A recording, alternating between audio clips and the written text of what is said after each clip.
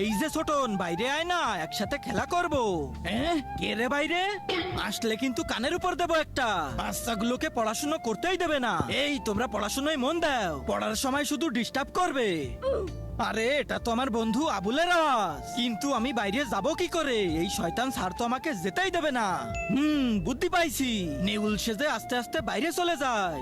এই যে ছোটন, বলো তো সালমান খান যদি 6 দিনে 600 কলা খায়, তো তাহলে 372 দিনে কতটা কলা খাবে?